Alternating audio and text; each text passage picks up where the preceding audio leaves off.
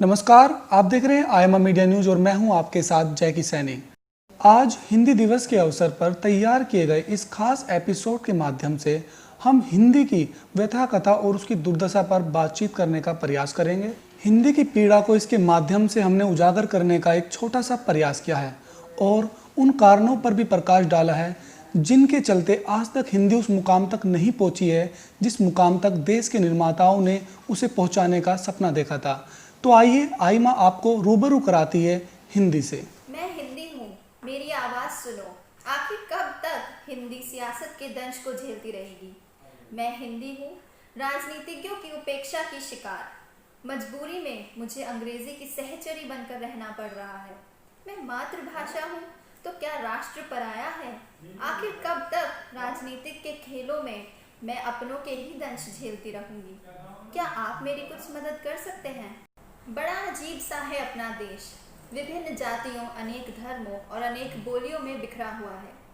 यह महाभारत पौराणिक महाभारत तो नहीं, लेकिन इस विभिन्नता को एक इकाई में पिरोकर रखने के लिए जो प्रयास किए जा रहे हैं वो थोड़े से टेढ़े हैं, मुश्किल भरे हैं और कांटों से भी भरे हुए हैं।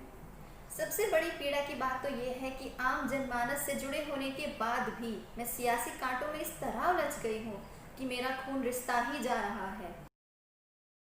यह पीड़ा का स्वर है 130 करोड़ भारतवासियों की मातृभाषा, या दूसरे शब्दों में कहे तो माँ हिंदी का।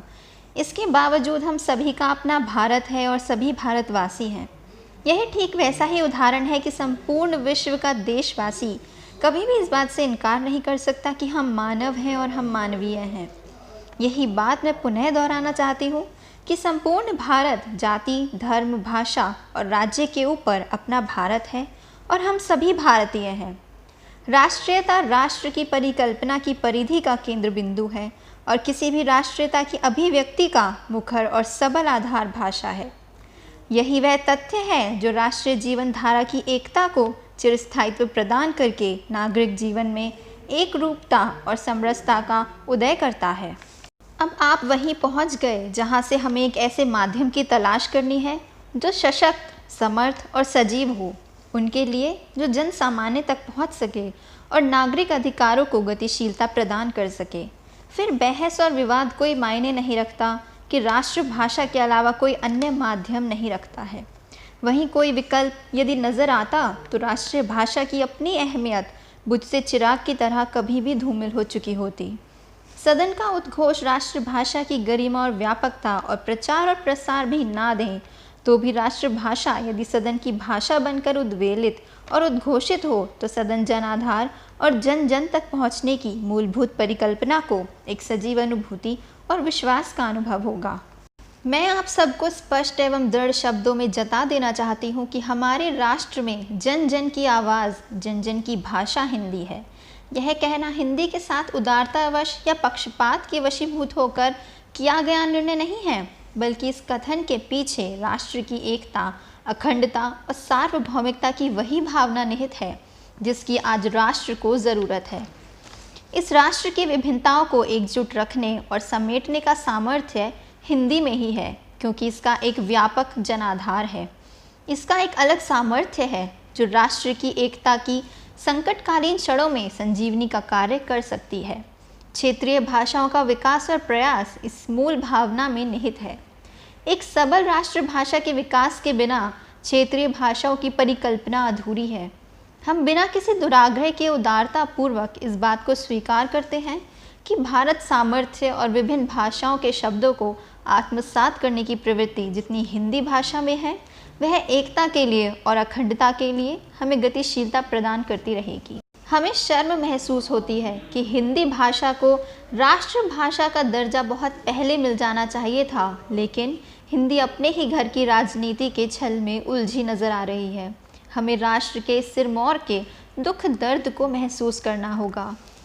हिंदी की सिसकियों को शब्द दें, स्वरूप दें और आवाज़ दें। 14 सितंबर 1949 को ही संविधान सभा ने राजभाषा के रूप में इसे स्वीकृत किया था, लेकिन आज उस हिंदी को राष्ट्रभाषा का गौरवपूर्ण स्थान नहीं मिल पाया है। यह जिम्मेदारी केंद्र सरकार को सौंपी गई थी, लेकिन यह राजनीतिक और क्षेत्रीय दबाव में ज्यों की त्यों ही पड़ी है। यही नहीं, अभी भी अंग्रेज़ी की सहचरी ही बनी हुई है। राष्ट्रीय एकता की समस्या एक बीमारी और महामारी के रूप में हर नागरिक के सामने खड़ी है। इलाज के कष्ट से भागकर हम बीमारी को और बढ़ावा ही दे रहे हैं। अंग्रेजी के बिना प्रगति की कल्पना ना कर सकने वाला जो एक खास वर्ग है, वह उन देशों की तरफ देखने से परहेज कर रहा है जो अंग्रेजी के बिना विशुद्ध रूप से राष्ट्रीय भाषा के बल पर समृद्ध हुए हैं। जर्मनी, जापान, रूस और कोरिया इन सब के उदाहरण हैं। अंत में बिना किसी दुराग्रह के मैं बस यह कहना चाहूँगी कि हर भारतीय संविधान में दी गई अपनी भाषा को क्यों नहीं मानता। मेरी आवाज़, मेरे आवाम की आवाज़ हमें मिलनी चाहिए। इस राष्ट्र से और इस संविधान से मेरी यही आरज़ू है। मेरी आवाज़ मुझे वापस दे दो। मेरी आवाज़ को काट कर राष्ट्र को गूंगा मत बनाओ। राष्ट्र यदि बोलेगा तो उसकी आवाज़ राष्ट्रीय एकता की आवाज़ होगी और वह भाषा हिंदी यानी कि राष्ट्रीय भाषा होगी।